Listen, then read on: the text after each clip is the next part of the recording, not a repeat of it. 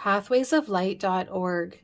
Welcome to the reading, A Course in Miracles Workbook Lesson 356, Insights. Sickness is but another name for sin. Healing is but another name for God. The miracle is thus a call to Him. Opening to a change of mind is how we return to Him. If we are in pain, we are believing in our guilt and the guilt of our brother. We have forgotten that this is but a false idea. When we get tired of holding on to the pain, we will open to the idea that there is another way. We become willing to open our minds to a correction of our perception.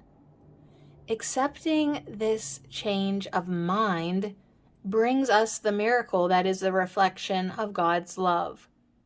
The more we are willing to open our minds to a correction in our perception, the faster we are returned to the truth. The faster our minds are healed.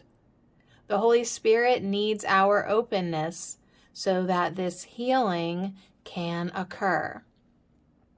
We are God's Son, but we have forgotten. By being open to be led by the Holy Spirit, we are led to healing. We are led to God. Today I would practice not thinking that I know what anything means on my own. I would practice being receptive to Holy Spirit's lead. Thus will I have a peaceful and happy day. Remembering that God is love, the miracle is a call to love. It is a call in which the answer is desired. Everyone in this world is calling for love. But while separation and specialness are valued more than the unified wholeness of love, the miracle cannot happen because love is not desired more than specialness. Love waits on welcome. Love and specialness cannot coexist, for love is given equally to all. Specialness is the idea that love can be withheld and more given to one while less is given to another. This idea is inconceivable to love, which sees no differences, for it looks only upon itself. Love is all there is. Only love is real. The miracle of the call to God occurs as specialness loses its value to us.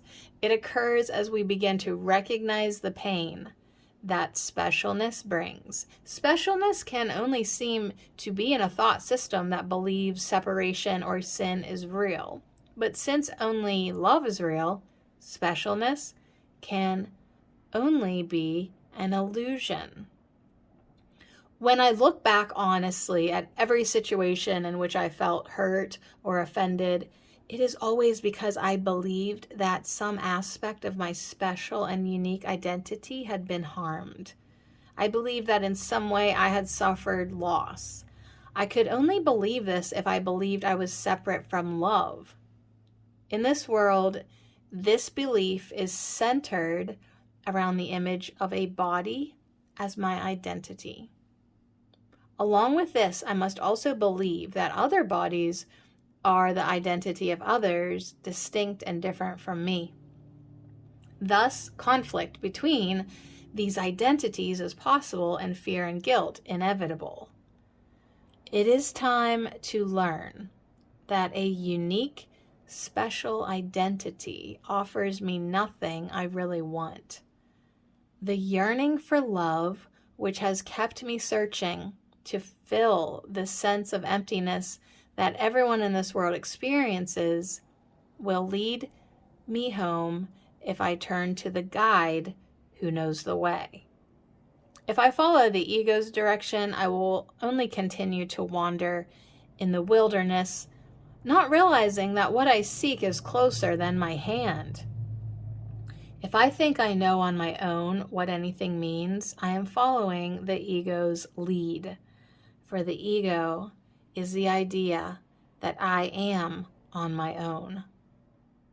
When I am willing to recognize that on my own I know nothing and turn to the Holy Spirit for His guidance, I have put my feet upon the pathway home. I have made a wilderness for myself that seems dark and confusing, with many pitfalls and false trails. The Holy Spirit remembers what is real for me. He will lead me out of the maze if I will but follow. When I call upon the Holy Spirit, I call upon God's name and my own. I desire to know myself. I desire to know love in its fullness, without limit. I have searched in the wilderness long enough. I desire to return to the light of my Creator.